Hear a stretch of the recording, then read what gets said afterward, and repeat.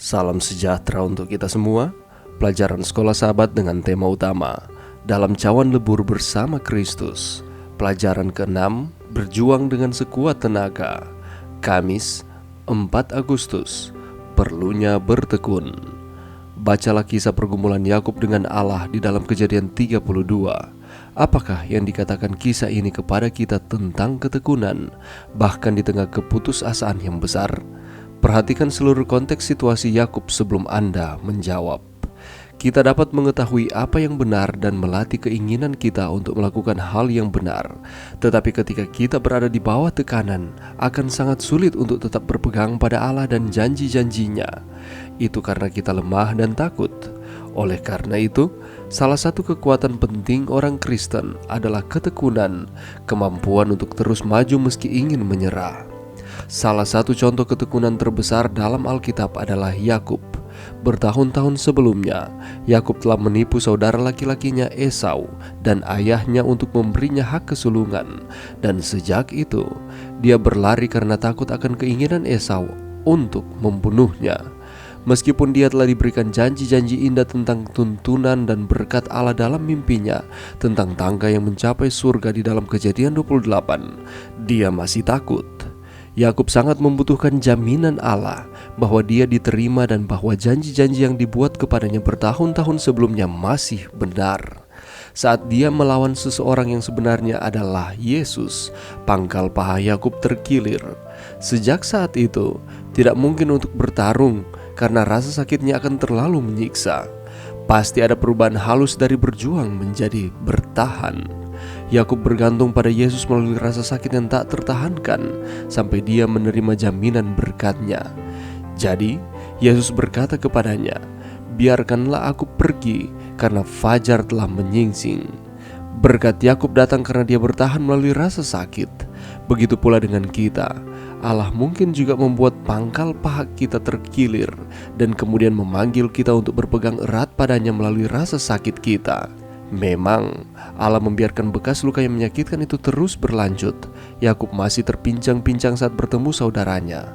Untuk penampilan luar itu adalah kelemahan, tetapi bagi Yakub itu adalah indikasi kekuatannya. Apa sajakah pilihan praktis yang dapat Anda buat? Pergaulan, gaya hidup, bahan bacaan, kebiasaan kesehatan, kehidupan rohani yang akan membantu Anda bertekun lebih baik dengan Allah di tengah keputusasaan dan godaan? Pelajaran yang bisa kita dapatkan pada saat ini, kalau kita membaca di dalam Kejadian pasal 31, Yakub baru saja terbebas dari Laban. Dan sekarang di dalam Kejadian pasal 32, ia harus kembali menghadapi masalah yang baru, yang sebenarnya sudah lama masalah ini terjadi. Ketika ia menipu saudaranya Esau, dan Esau sangat marah. Dan di Kejadian pasal 32, ia harus kembali menghadapi Esau. Kalau kita melihat di dalam Kejadian pasal 32 ini, Yakub sangat takut. Tetapi ketika ia takut, ada tindakan yang dilakukannya, yaitu ia berdoa. Dan ia meminta supaya Tuhan melepaskan dia dari tangan Esau di dalam ayatnya yang ke-11. Ketika ia selesai berdoa, ia percaya bahwa Tuhan tidak akan pernah meninggalkan dia. Dan bukan hanya diam saja, tetapi harus ada tindakan yang harus ia lakukan sebagai realisasi dari imannya kepada Tuhan. Usaha-usaha Yakub adalah ia membagikan pasukannya menjadi dua dengan pemikiran bahwa kalau yang satu diserang maka yang lain masih bisa selamat. Lalu ia memberi persembahan untuk Esau dan pada akhirnya ia menghormati Esau dengan sujud menyembah kepadanya. Tetapi ada peristiwa yang menarik yang dicatat di dalam Kejadian pasal 32 ayat 22 sampai 32 di mana Yakub bergumul dengan Allah. Di dalam cerita tersebut, Yakub bergumul dengan seseorang dan orang itu tidak bisa mengalahkan Yakub, tetapi akhirnya ia memukul pangkal paha Yakub sehingga Yakub menjadi pincang. Pada waktu fajar menyingsing, orang itu akan pergi, tetapi Yakub tidak mengizinkan orang tersebut pergi sebelum ia memberkati Yakub. Yakub tahu dan sadar siapa orang tersebut. Aku tidak akan membiarkan engkau pergi jika engkau tidak memberkati aku. Dan pada akhirnya di dalam ayat yang ke-28 di sana dikatakan, engkau telah bergumul melawan Allah dan manusia dan engkau menang. Ketekunan Yakub dalam bergumul dengan Allah dan dalam mendapatkan berkat dari Allah harus menjadi pelajaran bagi kita.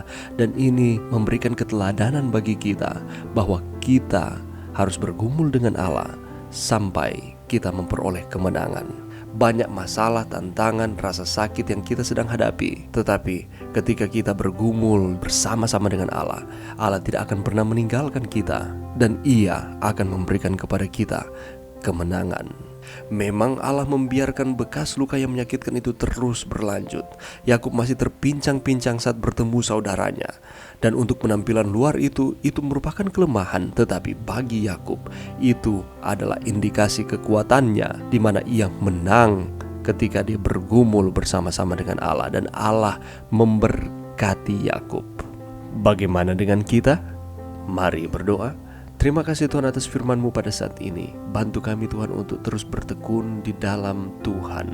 Kami percaya kami akan menang di dalam setiap situasi kehidupan kami, karena kami bergantung sepenuhnya kepada Tuhan, dan berkat-berkat sorgawi senantiasa dicurahkan. Ini doa kami di dalam nama Yesus. Amin.